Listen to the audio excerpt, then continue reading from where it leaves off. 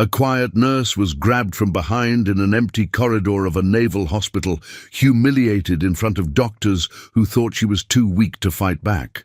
But the moment the aggressor touched her neck, something ancient woke inside her, something trained in places no one in that hospital had clearance to know. Minutes later, when a half-dead SEAL arrived, whispering a code that existed in no medical chart, everyone realized the woman in bright blue scrubs was not hiding shame. She was hiding an identity, powerful enough to shake the entire base. Before we begin, hit the like button, subscribe, and tell me in the comments what city you are listening from. Welcome to the Silent Badges stories, and stay until the end, because what they discover about this nurse will change everything. Don't move. The hand closed around the back of her neck before the voice finished the words. Grace Holloway froze in the east corridor of Coronado Naval Medical Center with a stack of clean linens pressed against her chest and a mop bucket rattling behind her ankle. The corridor was empty, almost empty. The fluorescent lights buzzed above her. The floor smelled of bleach. A security camera blinked red at the far corner, but the lens had been turned toward the wall 2 days earlier, and no one had fixed it. Grace knew that. She knew every blind spot in the hospital, not because she was planning anything, because old habits never died. The hand tightened. A man's thumb pressed under her ear, not hard enough to choke her, hard enough to remind her he could. "You ignored me twice today," Dr. Evan Kessler whispered close to her hair. "That was rude." Grace kept her eyes on the wall. White paint, cracked near the baseboard, water damage above the supply closet, one exit behind him, one stairwell 27 feet ahead, one metal IV pole beside the crash cart alcove, one ceramic mug in his left hand, judging by the clink when he shifted. Her breathing slowed. In, out. Let him think she was afraid. Let him think he had control. "I need to return these linens," Grace said. Her voice was quiet. Kessler laughed under his breath. "That is what I like about you, Nurse Holloway. Always pretending the smallest job is sacred, always acting humble." His hand slid from the back of her neck to the edge of her shoulder. Grace's fingers tightened around the linen stack. Not yet. A younger nurse turned the corner and stopped. Molly Parks, 24. New graduate, too gentle for this place. Her eyes widened when she saw Kessler behind Grace. Kessler removed his hand at once. "Problem?" he asked. Molly looked from him to Grace. Grace gave the smallest shake of her head. "Do not step in. Do not become his next target." Molly swallowed. "I was looking for flushes." "Then look somewhere else," Kessler said. Molly disappeared. Kessler leaned closer again. "You see, nobody helps a woman who refuses to help herself." Grace looked down at the bright blue sleeves of her oversized scrubs. They made her look younger than 36, softer, smaller. The badge clipped to her chest said, "Grace Holloway, RN, temporary assignment." Temporary. That word had become her cover. Temporary nurse, temporary life, temporary name on a temporary badge. Kessler walked around her, slow, enjoying the performance even though no audience remained. He was 42, sharp-faced, clean-shaven, and handsome in the way cruel men often were. Expensive watch, polished shoes, white coat tailored too tight at the shoulders. A trauma surgeon who talked about saving lives as if the lives should thank him personally. "Look at me," he said. Grace did. His eyes were pale blue and empty. "You embarrassed me in Bay 4. The patient was allergic to cefazolin." "I know what the patient was allergic to." "You ordered it anyway." The slap came fast. Not full force, not enough to bruise immediately, enough to turn her face. The linen stack fell from her arms and burst across the floor like white flags. For 1 second the corridor held its breath. Grace's cheek burned. Kessler smiled. "Careful," he said. "Women like you survive by staying useful, not by correcting men who outrank them." Grace lowered her gaze. Her left hand trembled, on purpose. The tremor always convinced them. It made people relax. It made predators step closer. It made arrogant men believe they had found prey. "Pick them up," Kessler said. Grace knelt. 1 sheet, 2 towels, 3 pillowcases. A door opened behind her. "Doctor." Malcolm Pierce stepped out of the resident lounge with a paper cup of coffee and stopped at the sight of Grace on the floor. Kessler did not move. Pierce saw the linens, saw Grace's red cheek, saw Kessler standing too close. Then Pierce looked away. "Everything okay?" he asked, but his voice already knew the answer. "Nurse Holloway dropped supplies," Kessler said. Pierce nodded, as if that explained everything. "Try to keep the hallway clear," he told Grace. Then he walked past. Grace kept gathering linens. Her cheek pulsed. Her old self watched from somewhere deep inside her skull. That old self was not trembling. That old self was measuring angles. Wrist, elbow, knee, throat. "Stop, breathe. You are not that person here." Kessler crouched in front of her. "There she is," he said softly. Quiet Grace. Good Grace. The kind who learns. Grace looked at his shoes. A faint smear of blood marked the edge of the sole. Fresh. Not from a patient room. The pattern was wrong. A thin drag mark, not a splatter. She filed it away. She filed everything away. That was why she had lasted 8 months. 8 months in Coronado Naval Medical Center, a hospital built close enough to the water that the air carried salt into every vent. A hospital that treated sailors, Marines, dependents, contractors, and men whose units were never printed on their charts. A hospital where everyone wore rank or chased rank, even when the badge said civilian. Grace had arrived as a transfer nurse from a small urgent care in Oregon. That was the file. That was the story. No one had asked why a woman with trauma skills too sharp for her resume wanted the worst night shifts in a naval hospital. No one had asked why she flinched at helicopters but not at gunshots. No one had asked why she could read a room faster than most security officers. They had seen a quiet nurse in oversized blue scrubs. So they had decided she was nothing. That made hiding easier, until men like Kessler made it dangerous. "You will apologize to me," Kessler said. Grace folded the final towel. "For what?" His smile vanished. "For embarrassing me." Grace stood slowly. Her cheek was still red. Her hands were full of linens. Her shoulders rounded forward in the posture she had trained herself to wear. Small, harmless, forgettable.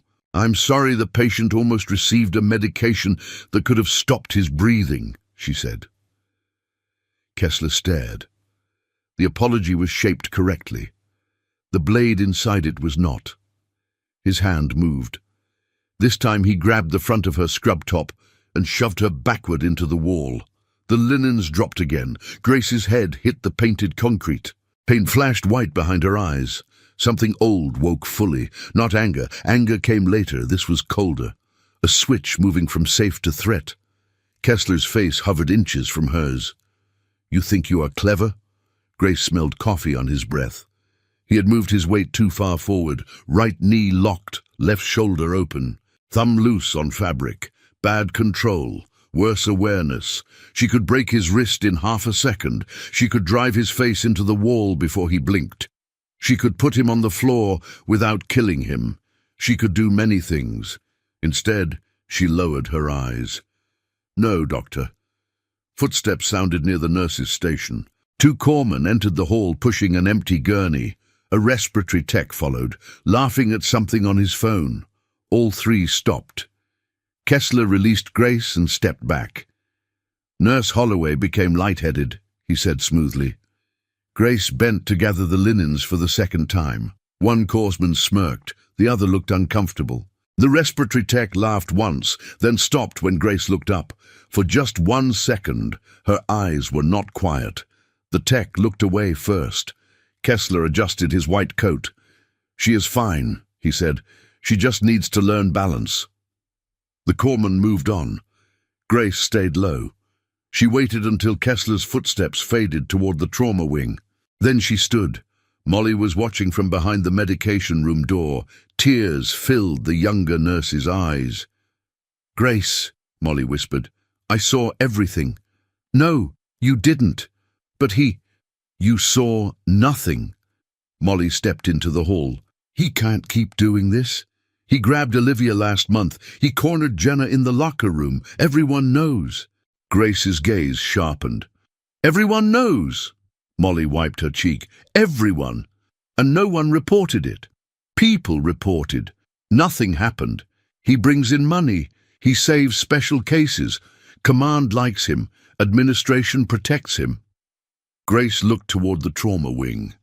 Kessler was already gone, but the blood on his shoe remained in her mind. "Go back to your unit," Grace said. "Are you okay?" Grace picked up the linens. "I have been worse." Molly's face changed. Most people said that casually. Grace had not. The overhead speaker crackled before Molly could answer. "Trauma team to Bay 1. Trauma team to Bay 1. Incoming military casualty. 3 minutes." The corridor shifted. Doors opened. Shoes squeaked. Voices rose. Grace's pulse slowed again, not from fear, from recognition. Military casualty. 3 minutes. Every hospital had a rhythm before chaos arrived. Civilian hospitals scattered first, then organized. Naval hospitals organized first, then denied they were scared. Grace walked to the linen cart and placed the folded stack inside. Molly still stared at her. "Go," Grace said. Molly ran. Grace turned toward the trauma wing. The first ambulance siren cut through the night outside. Then another sound followed it. Not an ambulance. A low convoy rumble, heavy engines, multiple vehicles, tight formation. Grace stopped walking. Her throat closed. Not here, not tonight. The trauma bay doors opened ahead of her. Staff flooded in. Dr. Pierce shouted for blood warmers. Kessler's voice rose above the rest, confident and sharp. "I want airway at the head. 2 large-bore IVs. Prep chest tubes. Move like you were trained." Grace remained at the edge of the hall. Her body knew the sound outside. Black SUVs, military transport, escort pattern, urgency without panic. The kind of arrival that meant a patient was important, or dangerous, or both. The ambulance bay doors burst open. Cold night air swept through the trauma corridor. 4 men in tactical gear rushed in around a stretcher. They were wet from the rain. Mud on boots, salt stains on sleeves, no unit patches, no readable names, faces hard, eyes scanning, not standard base security, not regular Navy. Grace stepped back into the shadow near the supply alcove. The man on the stretcher was covered in blood from chest to hip. His uniform had been cut open, gauze packed under his left arm, a pressure dressing over his upper thigh. Oxygen mask fogging weakly. His skin was grey. One of the operators shouted, "Male, 39, blast exposure, penetrating trauma, airway compromised." Junctional bleed controlled in field, losing pressure in transit. Kessler moved to the stretcher. "I have him. Transfer on 3. The injured man's head rolled toward the hall. Grace saw his face. Older now, beard streaked with grey. One scar through his eyebrow, blood at his mouth. Her entire body went still. No. His eyes opened halfway. Not focused, not conscious, but his lips moved. The oxygen mask muffled the words. Grace heard them anyway. "Blue Lantern 3. The operator nearest the head froze. "What did he say?" No one answered. Kessler tore the oxygen mask aside. "Sir, can you hear me?" The wounded man coughed blood. "Blue Lantern 3, he rasped. A monitor alarm screamed as they rolled him into Bay 1. Grace gripped the metal edge of the supply cart. Blue Lantern 3. That code had not existed in any chart. It had not existed in any open military record. It had been burned from reports 11 years ago. Only 5 people had known it. 3 were dead. 1 was lying on that stretcher. And 1 was standing in bright blue scrubs, with a red mark on her cheek, trying not to become a ghost in front of everyone. Inside Bay 1, Kessler shouted for rapid sequence intubation. Pierce called out vitals. Pressure 68 over pulp, heart rate 140, sat 84. "Tube tray!" Kessler snapped. A corpsman handed it over. The injured man's right hand fell from the stretcher. Grace saw the tattoo on his wrist, small, almost hidden under blood, a black lantern with a broken handle. Her stomach dropped. Chief Nathaniel Rourke, call sign, preacher. The man who had once dragged her through surf under machine gun fire while telling her she was too stubborn to die. The man who had watched her disappear after Operation Blue Lantern. The man who believed Grace Holloway was dead. Kessler leaned over him with the laryngoscope. "Open!" Rourke gagged. Blood bubbled. Grace moved before she decided to move. 2 steps into Bay 1. Then she stopped. "Do not expose yourself. Not for one patient, not for one ghost." Kessler forced the blade too deep. Rourke's oxygen saturation dropped to 78. "I can't see cords," Kessler said. "Too much blood," Pierce answered. "Suction." The suction catheter clogged almost immediately. Rourke's chest rose weakly, then stopped moving on the left. Grace's eyes tracked the trachea, deviations starting. Neck veins rising, breath sounds absent left side even before full intubation, tension, pneumothorax. They were missing it. "Sat 72, Molly called from the monitor, voice shaking. Kessler cursed under his breath. "Give me a smaller tube." Grace stepped closer. "Needle decompression first." Every head turned. Kessler looked up slowly. The red mark on Grace's cheek was still visible. His eyes narrowed. "Get out." Grace looked at the monitor. "He has a left tension. You will lose him before the tube passes. You are not assigned to this bay. 14 gauge, second intercostal space, mid-clavicular now." The room fell silent for half a second, not because of the instruction, because of her voice. It did not sound like Grace Holloway. It sounded like command. Kessler stood straight. "Security." Rourke's eyes opened, clouded, feverish, dying, but he saw her. Saw the ash-blonde hair pulled into a messy bun, saw the hazel eyes, saw the tiny scar along her left jaw that no amount of civilian softness could hide.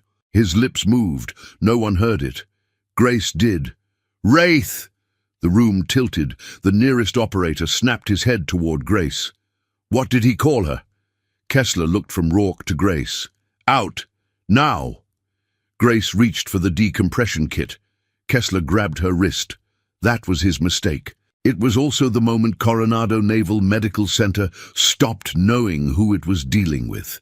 Grace turned his wrist 1 inch. Not far. Not enough to break. Enough to make every tendon scream. Kessler gasped and dropped to one knee. Grace caught the decompression needle with her free hand. No wasted motion, no hesitation. She ripped open the package with her teeth, found the landmark through blood and torn fabric, and drove the 14-gauge catheter into Rourke's left chest. A sharp hiss filled the bay. Rourke's chest rose. The monitor climbed from 69 to 78, then 83. Molly stared with both hands over her mouth. Pierce whispered, "How did she?" Grace did not look at anyone. "Suction, bougie, size 7 tube. Prepare crick kit if airway fails. He has 30 seconds. No one moved. Grace lifted her eyes. "Move." They moved. The entire trauma bay obeyed her before anyone understood why. Molly shoved suction into Grace's hand. Pierce grabbed the bougie. A corpsman opened the surgical airway tray with shaking fingers. The operators at the wall exchanged a look that carried recognition and fear in equal measure. Kessler remained on one knee, clutching his wrist. Grace did not spare him a glance. Rourke's oxygen saturation rose to 86, then slipped again. "Blood in airway," Grace said. She placed herself at the head of the bed. "Roll suction with me. Do not chase the blood. Clear the view and hold." Pierce blinked. "You can't intubate him." Grace looked at him. Pierce stepped back. Kessler forced himself up. "This is criminal. She has no privileges for this procedure." Rourke coughed once. Blood sprayed across Grace's sleeve. She lowered the blade with perfect control. not the gentle rhythm of a hospital intubation, the efficient violence of a field airway done under rain, smoke and rotor wash. Epiglottis visualized, she said. Bougie. Pierce handed it over. Grace passed it. Tube. Molly placed the tube in her palm. Grace advanced it, cuffed it, connected the bag. Ventilate, slow, watch compliance. The respiratory tech squeezed the bag. Rourke's chest rose on both sides. The monitor climbed. 89, 92, 94. The room breathed again. Grace secured the tube with tape. Her hands were steady, too steady. Everyone saw it now. The same hands that had trembled in the corridor did not tremble here. The nearest operator stepped closer. He was tall, broad, early 40s, beard clipped close, eyes sharp under a wet cap, no name on his vest, no rank visible. But command sat on him like armor. "Who are you?" he asked. Grace checked the pressure dressing at Rourke's thigh. "Nurse Holloway. That is not what he called you. He is hypoxic. He called you Wraith." That name hit the room harder than a weapon. One corpsman looked at the operator. Molly looked at Grace. Pierce looked at Kessler, as if the surgeon might explain why a dying SEAL had spoken a ghost name to a quiet nurse. Grace pressed 2 fingers into Rourke's femoral pulse. Weak, thready, wrong. "His junctional bleed is not controlled." Kessler found his voice again. "His thigh wound is packed. We have vascular upstairs." "It is not the thigh," Grace said. "It is inguinal, high, pelvic edge. Your dressing is too low." "You are guessing." Grace tore away the outer dressing. Dark blood surged beneath the groin fold. Molly made a small sound. Grace's hand drove down hard, heel of palm pressing the femoral artery against bone. Rourke's body jerked despite sedation. "Pressure now," Grace said. "Combat gauze, junctional tourniquet if you have one." Pierce stared. "We don't stock junctional tourniquets." Grace's expression went flat. "In a naval hospital." No one answered. "Then get me hemostatic gauze, 2 trauma pads, elastic wrap, and a pelvic binder." Kessler barked a laugh. "This is insane. You are improvising battlefield care in my trauma bay." Grace looked at him for the first time since he grabbed her wrist. "Your trauma bay is alive because battlefield care arrived before your ego killed him." Silence.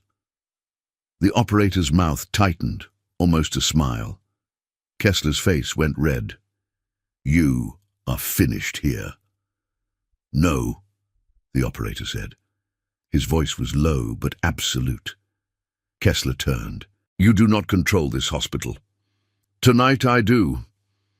The operator moved closer, rain dripping from his gear onto the polished floor. "Chief Rourke is under operational protection. This facility received prior notice that a classified casualty might arrive. Your administration accepted federal command integration for the emergency window." "Bull," Pierce swallowed. "No one told us that." "That is an administrative failure, not my problem." Kessler pointed at Grace. "She assaulted me." The operator glanced at his wrist. "Looks attached." A few eyes dropped. Kessler flushed darker. Grace kept pressure on Rourke's artery. Her arm was locked, her shoulder steady. Blood soaked through her glove and down her wrist. "I need gauze," she said. Molly moved first. Then everyone moved. The bay became sound and motion again. Packaging tore. Monitors beeped. Warm blood units arrived. Pierce placed a central line under Grace's direction without quite admitting he was taking her direction. The respiratory tech adjusted ventilator settings. The corpsman started the massive transfusion protocol. Kessler stood useless near the wall. He had never looked smaller. Grace packed the wound with hemostatic gauze, inch by inch, forcing it deep toward the bleeding source. Rourke's blood pressure trembled at 72/40, then 78, then 84. "Hold pressure," she told Pierce. "Where?" Grace guided his hand. "Here, down and back. If he curses in his sleep, you are close." Pierce obeyed. Grace secured the pack with folded trauma pads and elastic wrap angled around the pelvis. Not perfect. Enough to buy minutes. Minutes were life. Call vascular. Call surgery. Tell them this is not a consult. This is movement. He goes now. Pierce nodded. Kessler stepped forward. I am the attending surgeon. I decide when... The operator moved between him and Grace. You decide nothing until command reviews why your team was unprepared for an authorized classified casualty. Kessler stared. Who are you? The operator removed one glove slowly. Commander Jack Vale, Naval Special Warfare. The title struck like a door slamming shut.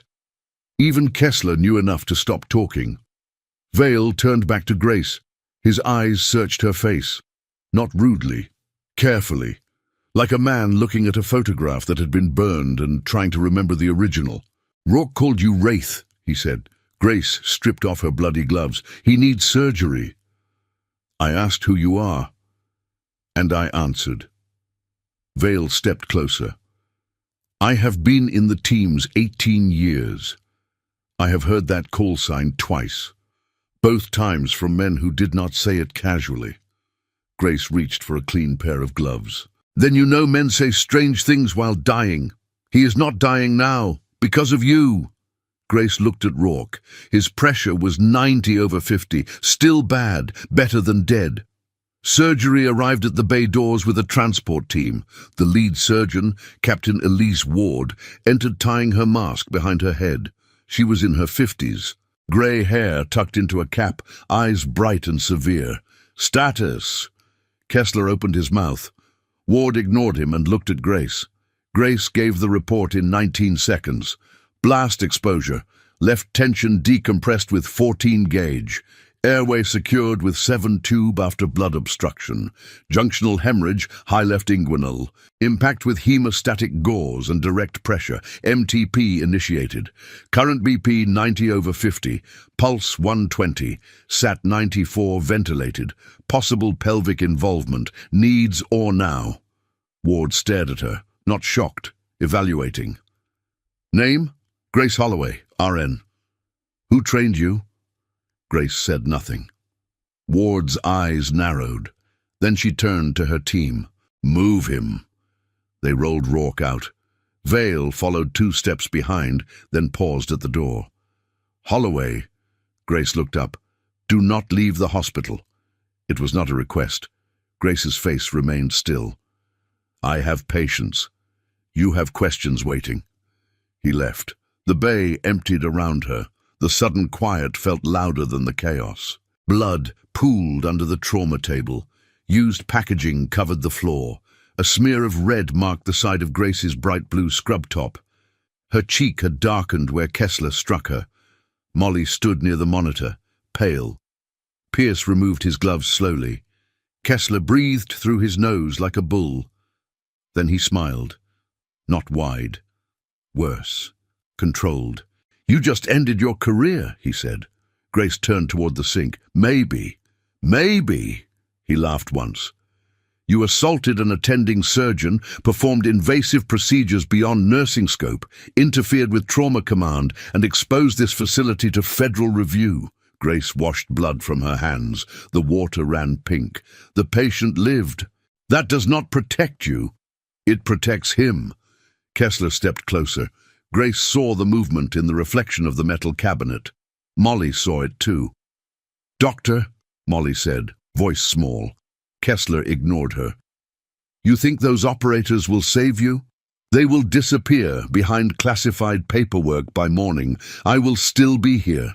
Grace turned off the faucet. I know. Administration will remove you tonight. Your license will be reviewed. Your little act of heroism will become a liability report. Grace dried her hands.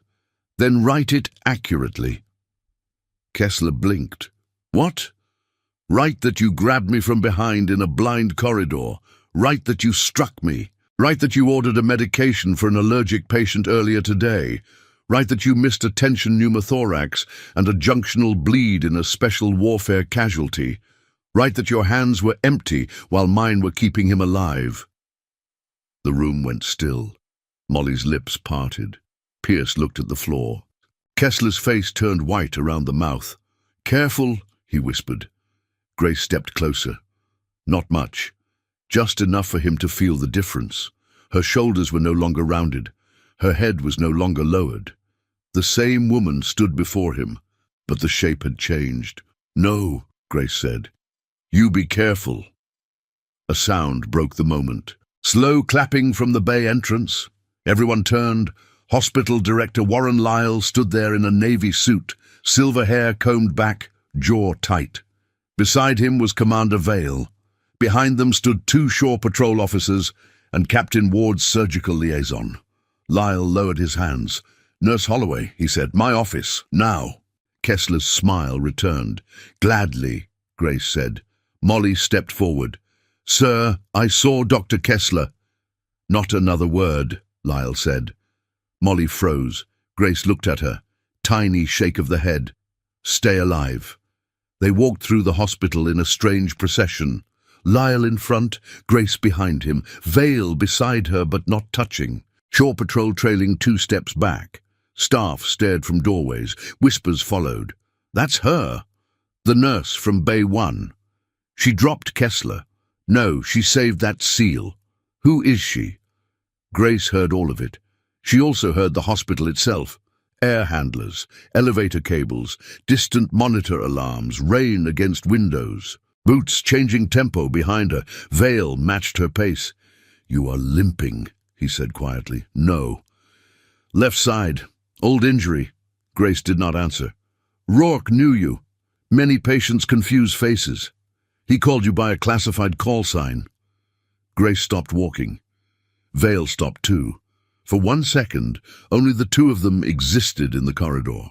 "Commander," she said softly, "if you know enough to be curious, you know enough to stop asking in public." Vale's eyes changed. Respect arrived first, then caution. Lyle turned from the elevator. "Is there a problem?" Grace resumed walking. "No, sir." The administrative floor smelled nothing like the ER. Lemon polish, fresh carpet, coffee from machines no nurse could afford. Framed photographs of admirals lined the walls. In every photo, Lyle stood near power, but never quite at the center of it. His office overlooked the bay. Ships moved in the dark water beyond the glass. Lyle sat behind his desk. Grace remained standing. Vale did too. Lyle looked at him. "Commander, this is a personnel matter. This is an operational matter. It involves my nurse. It involves my patient." Lyle's smile was thin. "Your patient is in surgery because my staff responded." Vale's face did not move. "Your staff almost lost him. She did not." Lyle folded his hands. "Nurse Holloway, you are suspended effective immediately pending investigation into unauthorized procedures and assault against Dr. Kessler." Grace nodded once. "Understood." Vale turned sharply. "You cannot be serious." Lyle ignored him. "You will surrender your badge. You will not enter patient care areas. You will provide a written statement by morning." Grace unclipped her badge. For 8 months that badge had been her shield, a cheap plastic rectangle that said she was ordinary. She placed it on the desk. Lyle looked satisfied. "And understand this clearly. If you attempt to use tonight's classified situation to protect yourself, I will make sure the board knows you exploited a military emergency to conceal misconduct." Grace looked at him. The old self inside her went very quiet.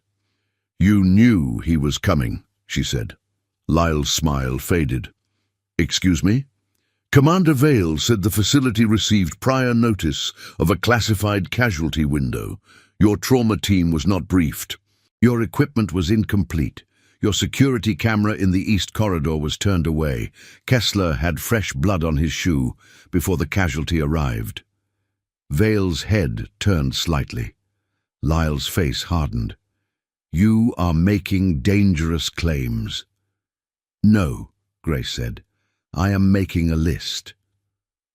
For the first time, Lyle looked uncertain. Only for a second. Then the administrator returned. "Get her out!" The Shore Patrol officers stepped forward. Vale blocked them. Nobody touches her. Lyle stood. "Commander, you are overstepping." Vale's phone buzzed. He checked the screen. His expression changed. "Rourke is out of surgery." Grace's breath caught before she could stop it. Vale saw that too. "He is alive," Vale said, "and asking for Wraith." The name filled Lyle's office like smoke. Lyle went still. "What did you say?" Vale looked at Grace. "He said only one person on this base knows what Blue Lantern 3 means. He said if she is here, the hospital is already compromised." Lyle's face lost color. Grace watched him. There it was. Fear, not confusion. Fear. He knew the code, or he knew enough to fear it. Grace reached for her badge again. Lyle slapped his hand over it. "You are suspended." Grace met his eyes. "Then suspend me after I find out who tried to kill Chief Rourke before he reached your doors." Vale stepped closer to Lyle's desk. "Director, I suggest you move your hand." Lyle did not. Grace did, not violently. She placed 2 fingers on his wrist and pressed a nerve point with the calm precision of someone opening a locked drawer. Lyle gasped and lifted his hand. Grace picked up the badge. Vale's mouth twitched. "Still suspended?" Grace asked. Lyle cradled his wrist. "You have no idea what you're walking into." Grace clipped the badge to her blood-stained scrubs. "That is what people keep telling me." Vale opened the office door. "Then let's ask Rourke." Commander Vale did not take Grace Holloway straight to the ICU. He took her into the stairwell and let the door shut behind them. No monitors, no shouting, no squeaking wheels, no doctors pretending they were not terrified. Just concrete walls, fluorescent light, and the sound of Grace breathing through a night that had already split her life in half. Vale stood 1 step below her. His eyes moved from the dried blood on her bright blue scrubs to the bruise forming near her throat. "Wraith," he said. Grace did not answer. "Chief Rourke said that name twice after surgery. He said if Wraith was in this hospital, then this hospital was already compromised." Grace looked toward the ICU floor. "Then why are we standing here?" "Because I need to know whether I am protecting a nurse, detaining a suspect, or standing beside a classified operator whose record has been erased by people above my pay grade." Grace's jaw tightened. "You do not have my record." Vale reached into his jacket and unfolded 1 printed page. It was not a full file. It was worse. A single photograph. Grace's younger face stared from the page. Shorter hair. Salt water on her cheek. A black bar over her real assignment. Another over the mission name. But one thing had not been blacked out. Wraith. Grace felt the old world open beneath her feet. "Where did you get that?" "From a man who told me this page did not exist. Then he lied." "People keep doing that tonight." Grace looked away. Whole deck under her knees, blood under her palms, Rourke laughing through broken teeth while she told him he was too ugly to die. Radio silence where rescue should have been. The order to withdraw. The order she disobeyed. Vale folded the page. "What is Blue Lantern 3? Grace stayed silent. Chief Rourke came in half dead repeating that code. Lyle went pale when he heard it. "Kessler attacked you before the casualty arrived. The East Corridor camera was moved. I am done accepting silence as an answer." Grace looked at him. "Blue Lantern was an extraction phrase. 3 meant internal betrayal. It meant the threat was already inside the friendly facility." Vale absorbed that. His face did not change, but his hand closed around the paper. And Rourke knew that code because he was there. Yes. Where? A place that never happened. The stairwell door opened above them. Jimmy Hale stepped onto the landing with coffee and a terrified face. "Rourke is asking for you," he whispered. He also said the man who stabbed him smelled like the pink almond hospital soap from the East Corridor. Grace went still. The East Corridor used a new supply vendor. Most of the hospital did not. Vale opened the door. "We go to Rourke. Now." Chief Daniel Rourke looked like death had filed paperwork and lost jurisdiction. He lay in the ICU with a bandaged torso, 2 IV lines, and a face drained of color. Machines watched him with cold patience, but his eyes were open, sharp, angry, alive. They found Grace first. For a moment, neither spoke. The room fell away. Grace was back on black water. Rourke was younger, bleeding through her hands, refusing to pass out because she kept threatening to haunt him if he died. Now he tried to smile. "You got old," he rasped. Grace stepped closer. "You got careless." His cracked lips twitched. "Still mean. Still alive. Barely. Barely counts." Vale stood at the foot of the bed. "Chief, who attacked you?" Rourke's humor vanished. "Man in hospital shoes, surgical cap, mask, knew the ambulance route, knew where my armor separated, called me chief before he cut me." Grace leaned closer. Voice? Low, calm, not Kessler. "What did he say?" Rourke swallowed through pain. "Tell Wraith the water remembers."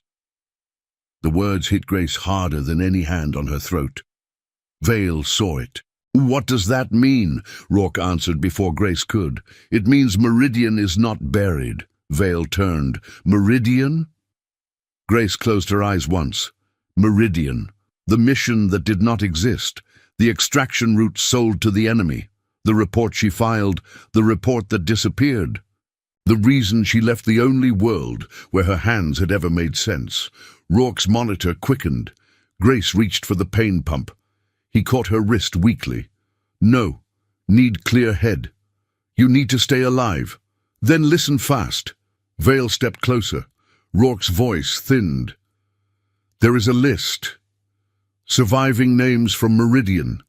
Operators. Medics. Interpreters. Anyone who knew the route was sold. Someone is cleaning it." Grace felt cold move through her. "Where is the list?" "North Pier locker. But I sent a copy." "To who?" His eyes locked on hers. "You, old channel. Dead drop." Grace shook her head. "I never received anything." "Then someone intercepted the alert." Vale looked from one to the other. "Who sold the route?" Rourke's face twisted. "Then Captain Thomas Arlen, now Rear Admiral Arlen." Vale went silent. Jimmy whispered from the door. "That sounds extremely above my training level." Grace ignored him. "Arlen is coming here?" Vale's expression gave the answer before his mouth did. "Tomorrow morning. Casualty review." Rourke closed his eyes. "Too late. He is already here through other hands." Grace's phone buzzed. "Unknown number. Laundry room, basement, 10 minutes. Come alone, or Rourke dies twice." She showed Vale. His answer was instant. "No. They know I am here. We send a team. They will see a team. This is my hospital." Grace looked at Rourke. "And my ghost." Rourke opened his eyes. "Do not go alone." Grace almost smiled. "You just told me I am on a kill list." "That was not permission to act stupid." "Good. I hate acting." Vale exhaled through his nose. "Fine. You go visible, we go invisible. Shore patrol covers exits. Jimmy knows the basement layout." Jimmy froze. "I know the vending machine steals quarters." "Good enough," Vale said. Grace shook her head. "He is not trained." Jimmy lifted a hand. "I once survived a night shift with 3 surgeons and no coffee filters. Not the same. Emotionally comparable." Grace did not like it, but the basement had vents, laundry chutes, and service corridors. Jimmy could move there without alarming anyone. That made him useful. Grace leaned over Rourke. "Stay alive. Bossy. Effective." The basement smelled like bleach, rust, and wet linen. Grace entered through the west stairwell with her badge clipped over bloodstained scrubs and both hands empty. Nothing about her looked armed. The laundry corridor stretched under yellow light. Dryers rumbled. Steam hissed from an old pipe. Somewhere above, Jimmy was crawling through maintenance access and probably regretting being brave. Grace stopped outside the linen intake room. "I am here."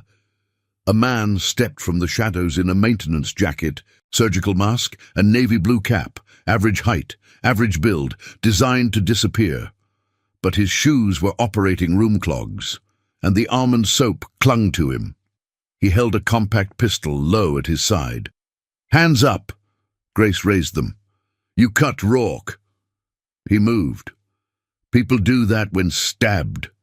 The man's eyes smiled above the mask. "You are calmer than they said. They talk too much. They said you left the war behind. People say hopeful things." He stepped closer. His right grip was steady. His left knee carried old weakness.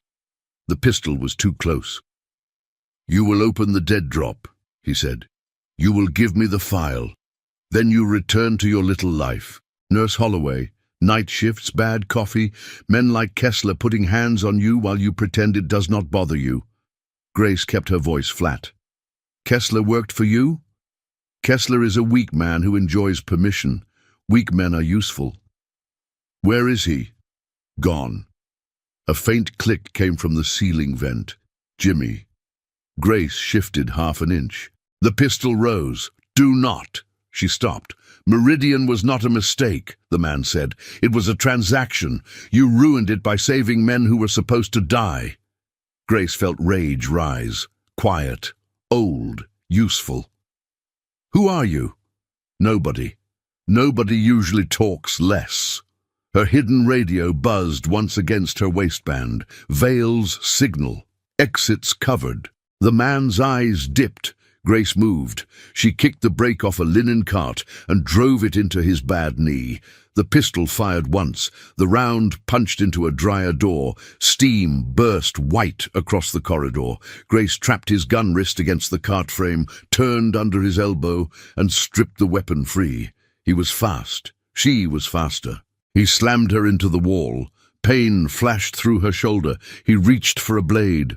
Grace caught his wrist and saw the small tattoo under his sleeve. A black lantern. Meridian. Jimmy's voice cracked through the vent. "Grace, down!" She dropped. A heavy bag of wet linens fell from the chute and smashed onto the man's head and shoulders. He staggered. Grace rose, swept his knee, and pinned him face down with his own arm locked behind him. Vale and Shore Patrol rushed in. "Weapon secure!" Jimmy shouted. "Also, I hate vents forever." Vale ripped the mask away. His expression changed. "Lieutenant Owen Rask, NCIS Liaison, Base Security Review." Rask laughed into the concrete. "Slow as always, Vale." Grace crouched beside him. "Who sent you?" Rask turned his head enough to look at her. "Ask what you stole, Wraith." "I stole 2 lives from the water." "No, you stole Arlen's future." Vale's face hardened. Rask smiled. "Rear Admiral Arlen arrives at 800. He wants his ghost delivered breathing." Grace stood. By sunrise, the hospital no longer pretended to be only a hospital. Shore Patrol guarded every entrance. Investigators sealed the basement laundry. The East Corridor camera was removed, bagged, and carried away. Staff badges were scanned twice. Doctors whispered less loudly when Grace passed. Grace stood in a secure conference room with Vale, Jimmy, and 2 investigators, while Rourke's recovered dive watch sat inside an evidence pouch. Vale looked at it. "You are sure?" Grace nodded. Rourke never trusted phones. Jimmy leaned over the table. "Of course he hides classified evidence in a watch. I hide mints in my locker and thought I was mysterious." Grace opened the watchback with a sterile blade. Inside was a waterproof data strip smaller than a fingernail. The investigator placed it into an air-gapped reader. One video file appeared. Rourke's face filled the screen. Not wounded. Recorded before the attack. His eyes were hard and tired. "If this reaches Wraith, then I am dead, or close enough. Grace, you were right about Meridian. The route was sold by Thomas Arlen, then a captain attached to Joint Maritime Planning. He buried your report, erased Samir, and used the cover-up to build his career. I found payments, transfer orders, medical flags, and a list of everyone still alive who can prove it." Grace did not move. Rourke continued. Your hiring at the Naval Hospital was not random. Lyle placed you there after your civilian license search triggered a match. Kessler was used to provoke you. Rask was used to watch you. They needed to know whether Grace Holloway was still Wraith. Jimmy whispered. They turned your job into a trap. Grace stared at the screen. No, they turned me into proof. Rourke's recorded voice grew softer. There is a second file. It needs the old phrase. If you open it, Arlen will know. If you do not, he wins. Finish it. No one left in the water. The video ended. The room held its breath. Vale looked at Grace. We need a plan before you open the second file. Grace reached for the keyboard. Opening it is the plan. That is not a plan. Jimmy nodded. That is a haunted door. Grace typed the phrase, no one left in the water. The reader flashed red, then green. The second file opened. Names appeared first, 43 of them. Some marked deceased, some marked located, some marked pending. Rourke was marked contained. Grace found herself 3 lines below. Grace Holloway, Wraith, status confirmed, action pending. Vale's voice dropped. Action pending. Grace scrolled further. Payments, messages, personnel notes, medical transfers, harassment reports, security changes. Then a document titled Public Discredit Option. Vale opened it. Grace read in silence. Combat trauma history, alleged instability, workplace insubordination, assault on physician, interference with classified casualty, recommended narrative, former covert medical operator suffering dissociative episode, fabricates conspiracy after attacking hospital staff. Jimmy's face went pale. They were going to make you look insane. Grace looked at the screen. No. Dangerous. The conference room phone rang. Vale answered on speaker. Director Lyle's strained voice came through. Commander, Rear Admiral Arlen has arrived early. He requests all department heads in the main auditorium. He specifically requests Nurse Holloway. A second voice entered. Smooth. Older. Familiar. Commander, bring her! Grace felt 12 years collapse into one breath. Arlen. Vale's jaw tightened. Admiral, this is an active investigation. It is now a command matter. Bring Nurse Holloway, or I will have her brought. Grace stepped toward the phone. Hello, Captain. Silence. The old rank landed like a blade. Arlen answered softly. That was a long time ago. Not long enough. You sound tired, Wraith. You sound alive. That keeps surprising me. Jimmy's eyebrows rose so high they nearly left his face. Arlen's voice hardened. Auditorium. 10 minutes. Do not make this uglier than it has to be. The line went dead. Vale looked at Grace. He wants an audience. Then we give him one. The auditorium was full by 0830. Doctors, nurses, corpsmen, security, administrators and military staff filled the rows. Rumor had done what orders could not. Everyone knew something was happening. Nobody knew enough. Rear Admiral Thomas Arlen stood on stage in dress blues, polished and calm. 2 aides stood behind him. So did 3 armed men Grace did not recognize. Grace entered through the side door with Vale on her left and Jimmy behind her carrying the laptop. The room turned. Whispers rippled. Bright blue scrubs, blood at the cuffs, bruise at her neck, badge clipped straight. This time, Grace did not lower her head. Arlen smiled. Nurse Holloway, please sit. Grace remained standing. I am fine. I was not asking. Vale stepped forward. Admiral. Arlen lifted a hand. Commander, this matter has exceeded your authority. As of this morning, Command Review has determined that Nurse Holloway represents a security risk. She is to be relieved of duties, escorted to medical evaluation, and held pending psychological review. The room erupted in whispers. Grace looked at Lyle in the front row. He would not meet her eyes. Arlen continued, Last night, This nurse assaulted a physician, interfered with a classified casualty, attacked a federal liaison in the basement, and made accusations against senior officers without evidence. "The evidence is here," Vale said. Arlen gave him a cold look. "Be careful, Commander. Careers have ended over loyalty to unstable personnel." Grace spoke before Vale could. "You always liked that word." Arlen's eyes moved to her. "Excuse me. Unstable. You used it in the Meridian report after I refused the withdrawal order. You said my testimony was compromised by combat stress. You said the 2 men I pulled from the water were not reliable because they were wounded." Arlen smiled for the room. "I do not know what fantasy you are describing." Grace took Rourke's watch from her pocket. His eyes dropped to it, only for a fraction of a second. "Enough." "Chief Rourke recorded a statement before he was attacked," Grace said. "He named you. He documented payments, medical flags, and a list of surviving witnesses marked for containment." Arlen's aides shifted. The private security men moved subtly. Vale saw it. So did Grace. Arlen chuckled. "A wounded SEAL under medication and a traumatized nurse. That is not evidence." "No," Grace said. "This is—" Jimmy connected the laptop to the auditorium screen. For one terrible second, nothing happened. Jimmy whispered, "Please do not betray democracy, you overpriced rectangle." The screen lit. Rourke's recorded face appeared behind Arlen. Gasps filled the room. The video played. Every word: Meridian, Arlen, Lyle, Kessler, Rask, the hospital trap. Grace's real identity. By the end, the room was silent. Grace stepped forward. "This hospital was used to identify people someone wanted erased. Chief Rourke was attacked before he reached care.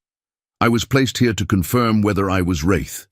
Dr. Kessler assaulted me because he had permission from men who thought cruelty would make me react. Director Lyle obstructed the investigation because he was protecting the chain above him." Lyle stood. "That is not true." Grace looked at him. "Sit down." He sat. No one laughed. Arlen turned from the screen. "This display changes nothing." Vale moved toward the stage. "Rear Admiral Arlen, you are being detained pending investigation." The nearest private guard drew. Grace moved first. She drove a chair into his arm before the weapon cleared leather. The gun fired upward. Ceiling plaster burst. People screamed and ducked. Vale tackled the second man. Shore patrol flooded in from both doors. The third guard shoved Arlen toward the rear exit. Grace vaulted onto the stage and intercepted the aide at the curtain. He swung. She slipped under it, struck twice, and dropped him beside the podium. Arlen reached the rear door. It opened from the other side.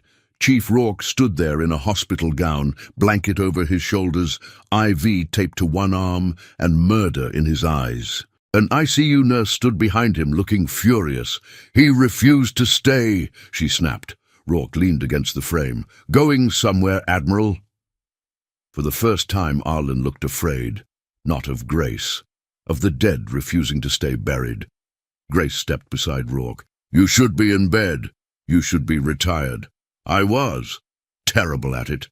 Vale approached with 2 officers. "Rear Admiral Thomas Arlen, you are detained for conspiracy, obstruction, attempted murder, and violations of military law." Arlen straightened his uniform.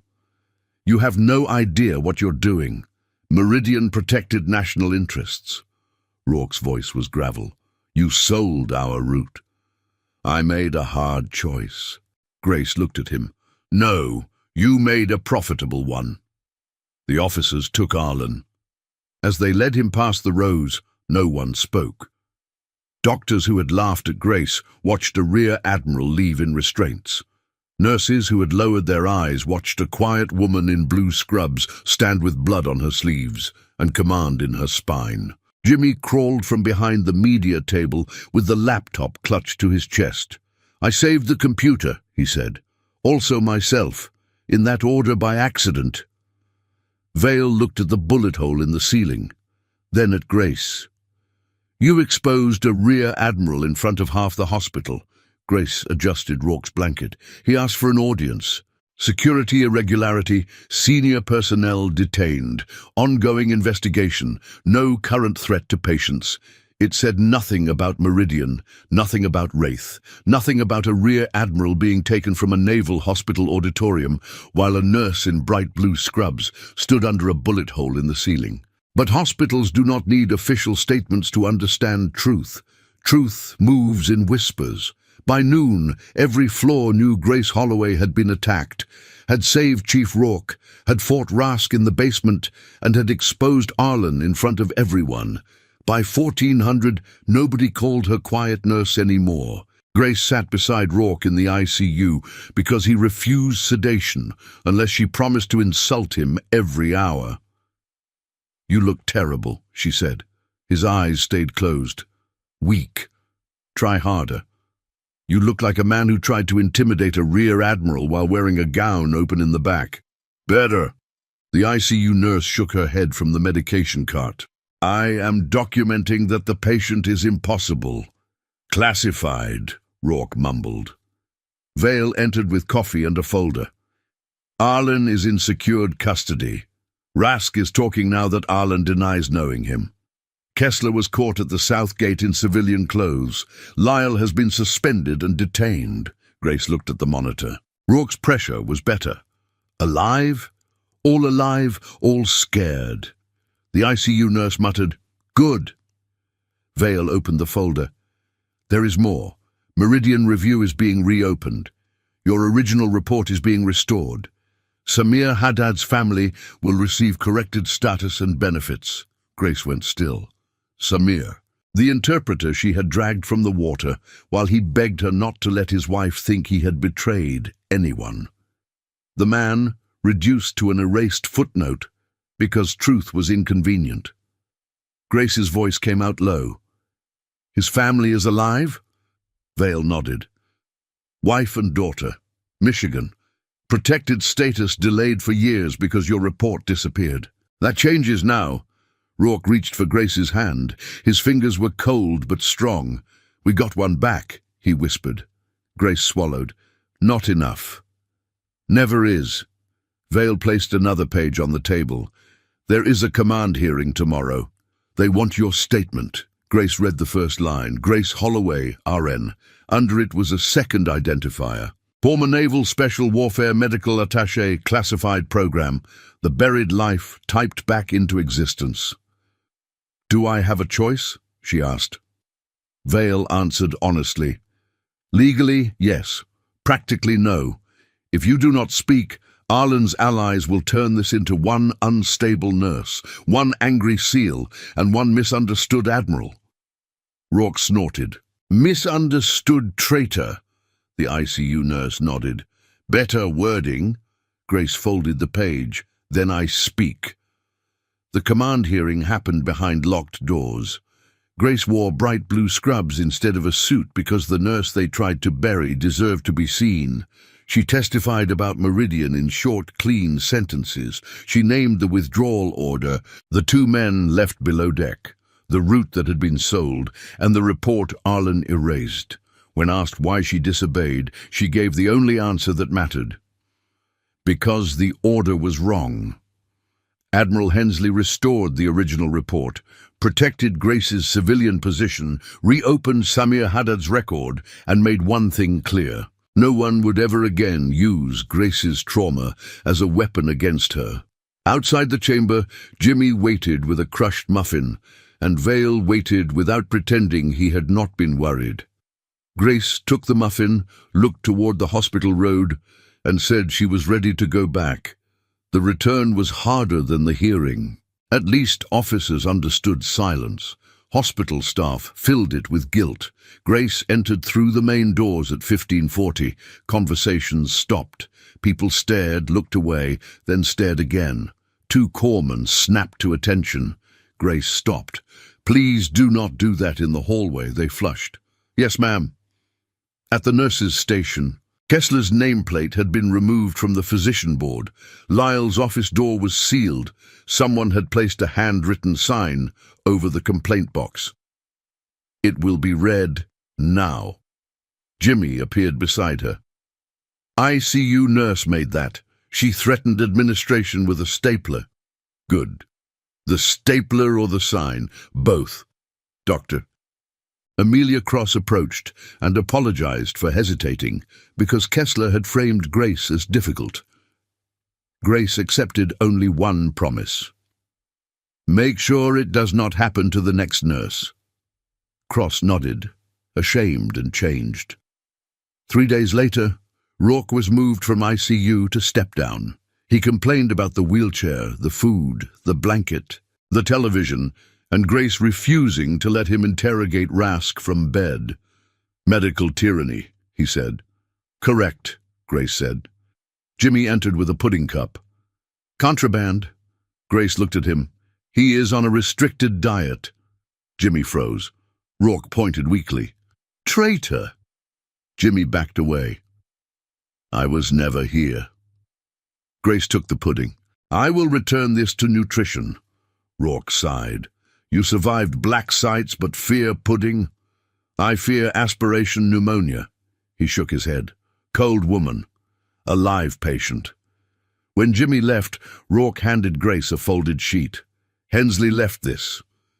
It was a proposal. Tactical Clinical Response and Integrity Program. Civilian Director.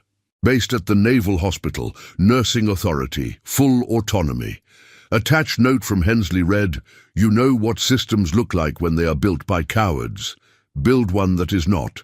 Grace read it twice. They want me to lead it. Of course they do, Rourke said. You are annoying and correct. I am not putting on a uniform again. It says civilian. I'm not going back to that life. Maybe this is not going back. Maybe this is building something they cannot bury. Grace looked at the paper. She hated that he was right. 1 week after the attack, the hospital gathered in the same auditorium where Arlen had tried to destroy her. The bullet hole in the ceiling had been patched, but the paint did not match. Grace noticed. So did everyone else. She stood on stage alone. The room was full. Doctors, nurses, corpsmen, cleaners, clerks, security. Grace let them sit with it. Then she spoke. A week ago, many of you believed I was weak because I was quiet. Some believed I was difficult because I documented problems. Some believed I was dangerous because men with rank told you to fear me. No one moved. Here is what this hospital will remember. Quiet is not consent. Documentation is not betrayal. Rank is not character, and a uniform does not make a coward brave. A nurse in the 3rd row wiped her face. Grace continued, This hospital was used as a trap because people stopped questioning authority. Complaints were ignored. Harassment was excused. Nurses were told to stay in their place. Doctors were allowed to confuse ego with leadership. Administrators were allowed to confuse silence with order. That ends now. Vale stood at the back. Jimmy sat near the aisle, unusually serious. Every complaint will be read. Every safety concern will be reviewed. Every staff member has the right to speak when something is wrong. If someone touches you without consent, report it. If someone threatens your license for telling the truth, report it. If rank walks into this building and asks you to ignore what you know is right, do not bow. Call it what it is. Grace paused. And if you are afraid, speak anyway. Courage is not the absence of fear. It is refusing to let fear make your decisions. The room remained silent. Then Dr. Cross stood. One by one, others followed. Nurses first, then corpsmen, then doctors, then security, not applause. Standing. Grace did not smile, but something in her chest loosened. 2 months later, Grace opened the first tactical clinical response class above the ER. Nurses, doctors, corpsmen, and security officers sat before tourniquets, radios, airway kits, and incident forms. Jimmy sat in the back with a notebook labeled Vent Hero. Grace ignored it. She began with one rule. Believe the person closest to the danger. She taught them to read rooms, control bleeding, protect patients, and document truth when power tried to rewrite it. After class, a young nurse admitted Kessler had cornered her months earlier. Grace sat with her while she wrote the report. No rush, no judgment, no one left in the water. 1 year later, the Naval Hospital looked different. Not new. Hospitals never looked new for long, but awake. The East Corridor camera faced the right way. The complaint system was reviewed by 3 independent departments. Kessler had been convicted. Lyle had taken a plea. Rask had named 2 more conspirators. Arlen had lost his rank, his pension, and finally his audience. The Meridian report was restored. Samir's name was engraved where it belonged. Chief Rourke walked without a cane and lied that rehab had been easy. Commander Vale received a commendation and hated the ceremony. Jimmy got his pudding cup and a safety award he insisted should have mentioned the laundry bag. Grace remained in bright blue scrubs. Not dress blues, not a suit, scrubs, because that was the point. One morning, she walked the corridor where Kessler had grabbed her from behind. The linen alcove lights worked now. Staff moved through without fear. Grace stopped in the exact place his hand had touched her neck. For months, she had avoided standing there. Now she stood still. No flashback swallowed her. No old water rose over her head. A young corpsman hurried past, then stopped. "Ma'am, you okay?" Grace looked at him. "Yes," she said, and meant it. The ER doors burst open behind them. "Incoming trauma!" someone shouted. Grace turned. The corpsman looked panicked. She moved toward the sound. "Breathe," she told him, "then move." He did. Inside Trauma Bay 1, a sailor lay bleeding from a machinery accident, femoral wound, pressure failing, too many people talking at once. Grace stepped in. The room quieted, not from fear, from trust. Direct pressure high in the groin, combat gauze, tourniquet ready but not first, 2 large-bore IVs, type and cross, call vascular now. Hands moved, fast and correct. A young nurse pressed where Grace showed her. "Like this?" "Exactly. Do not let go." The sailor groaned. Grace leaned close. "Look at me. You are in a hospital. You are alive. Stay that way." The monitor steadied, blood pressure held. The team moved as one. Later, after the sailor went to surgery alive, Grace washed blood from her hands. Vale appeared in the doorway with 2 coffees. Another one saved. Grace dried her hands. The team saved him. You built the team. They chose to become one. Vale accepted the correction. Across the ER, Jimmy waved a pudding cup like a flag. Rourke limped beside him, pretending the limp was temporary. Grace shook her head. The past was still there. It always would be. Meridian, the water, the dead, the report, the names restored too late and the lives saved just in time. But the past no longer owned the room. Grace did. Not as Wraith alone, not as Nurse Holloway alone. As both. A quiet nurse, a hidden operator. A woman men had tried to bury under shame, paperwork, rank, and fear. They had grabbed her from behind because they thought she was weak. They had humiliated her because they thought silence meant surrender. They had built a trap because they thought a woman who wanted peace would not fight back. They were wrong. Grace Holloway had learned the lesson the hard way. Respect is not created by rank. It is not protected by titles. It is not proven by cruelty or power over someone smaller. Respect is earned in the moment when no one is watching, in the report filed when silence is safer, in the hand that stays steady when blood covers the floor, in the voice that says no when everyone else lowers their head, and sometimes in the quiet nurse who finally turns around. The end